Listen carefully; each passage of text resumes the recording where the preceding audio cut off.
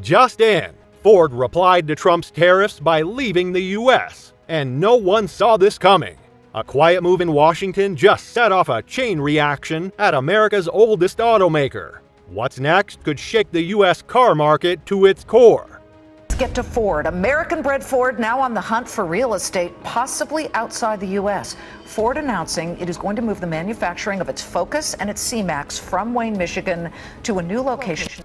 This isn't just about trade policy, it's about whether your next vehicle gets built in Detroit or somewhere a lot further away. Join us today as we uncover a quiet move by Ford that could flip the American truck market on its head. Stick around to the end to find out why in 2025, Built in America might be the most misleading label on the lot. The chaos began with a policy announcement that landed like a wrecking ball. On March 26, 2025, President Trump invoked Section 232 of the Trade Expansion Act of 1962, triggering sweeping new tariffs on the U.S. auto sector. We're going to charge countries for doing business in our country and taking our jobs, taking our wealth, taking a lot of things that they've been taking over the years. That meant a 25% tax on imported vehicles and parts from Mexico and Canada. Another 10% were slapped on Chinese components. The goal? Reclaim American manufacturing. The result? Panic inside the very factories that make American cars.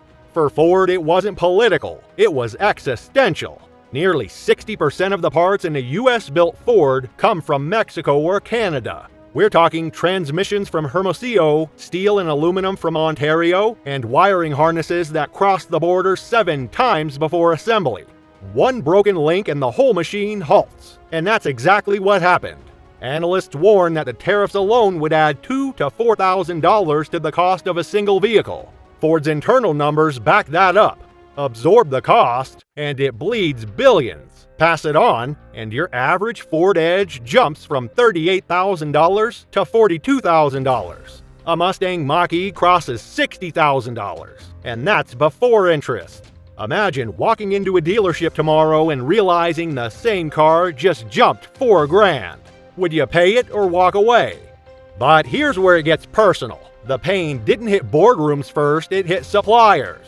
Towns like Romulus, Michigan and El Paso, Texas saw cuts almost immediately.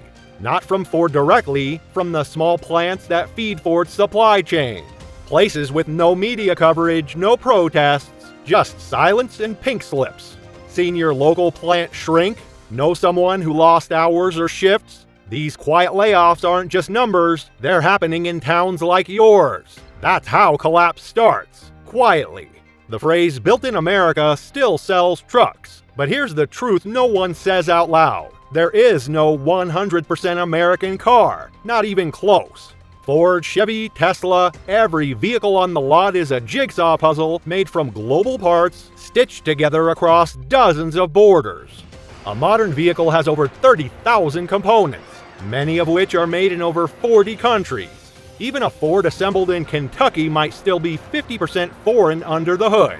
Surprised? Most folks are. Think your average American-made truck is actually American? Pop the hood. Check the label. You might be driving global without even realizing it. That's not laziness, that's just logistics. Some transmissions can only be made in 2 places on Earth. One in Japan, one in Mexico. Some EV sensors come only from Germany. Over 60% of EV batteries are made in China. This system wasn't built to be patriotic. It was built to be fast, cheap, and ruthlessly efficient. So when tariffs raise costs overnight, Ford can't just make it here. They had the same footprint we did. That would be 15 more assembly plants in the U.S. and 4 million more vehicles produced in the United States, and that's what the president wants. That's like telling someone to rebuild a skyscraper without glass, steel, or elevators. It sounds good until you try it. The result? Prices surge, margins crumble, and jobs quietly bleed out one by one. That's why Ford CEO Jim Farley walked into Washington like a man running toward a fire. No press, no camera crew, just a blunt warning. These tariffs could dismantle what's left of the American car business. And while Washington talks nationalism, China moves fast. BYD, China's electric juggernaut, outsold Tesla last year. Their supply chain remains untouched by tariffs. While Ford delays EV launches, China builds battery factories. While US suppliers flinch, Chinese competitors fill the gap. It's not just about lost sales, it's about lost time. In this industry, whoever moves fastest wins. That's why the damage is deeper than sticker shock. It's systemic. Right now, EV plants in Ohio, Michigan, Kentucky, and Tennessee are already scaling back. These were supposed to be the future, state-of-the-art factories backed by billions in investment. But they were built on the assumption that trade with Mexico and Canada would stay stable. That lithium, semiconductors, and batteries would keep flowing from reliable partners. The tariffs didn't just raise costs, they broke the foundation these plans were built on.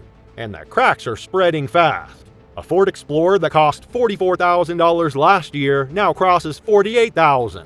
Stellantis just laid off 900 U.S. workers after idling plants in Canada and Mexico. The company says that this move is an attempt to navigate President Donald Trump's new round of 25% automotive tariffs. Here's what we know. Jaguar, Land Rover, and Audi, they're pausing U.S. exports entirely. Analysts at CNBC project $100 billion in losses across the industry in the next year.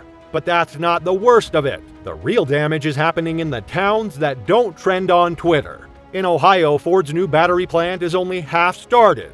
In Michigan, shifts are getting shorter and inventories are stalling. The media calls it market adjustments. But to the guy working weekends to cover a rising car payment, it's not a macro trend, it's his life. Feeling this where you live? You're not imagining it. And here's the scary part. While America's tied up in politics, other countries are quietly taking over the future.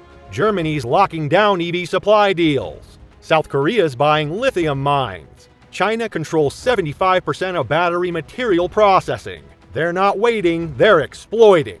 Meanwhile, foreign automakers like Toyota, BMW, and Hyundai aren't facing US tariffs from their home governments. Can get a subsidy whenever they sell a car. We're also talking about they're getting cheap land leases from the government. They're getting cheap loans from the state-owned banks. They're increasing US market share while Detroit scrambles. This isn't just a blip, it's a power shift. Trump's team says this is a necessary shock to bring jobs home. But history shows when an industry breaks, it doesn't always rebuild. Ask steel towns. Ask camera factories. If you've ever driven past an empty factory lot and thought, what happened here? This is what happened. Stick with us because we're connecting dots no one else is. Power doesn't wave goodbye, it just moves. And when it's gone, it doesn't leave a note, it leaves silence. A factory that doesn't reopen. A model that disappears. A job that never comes back. Ford knows this. That's why Farley made the trip, not for politics, but for survival. Because every plant idled, every supplier cut loose, pushes them closer to the line where moving production overseas becomes not a threat, but a solution. This isn't hypothetical, it's a map being redrawn in real time. What most folks don't realize is that the decision to leave doesn't happen with a bang. It happens after 10 quiet boardroom meetings, after one too many pricing models comes back red, after one more week of political uncertainty. A shift cut here, a line paused there, and one day the plant is just gone. That's how it starts.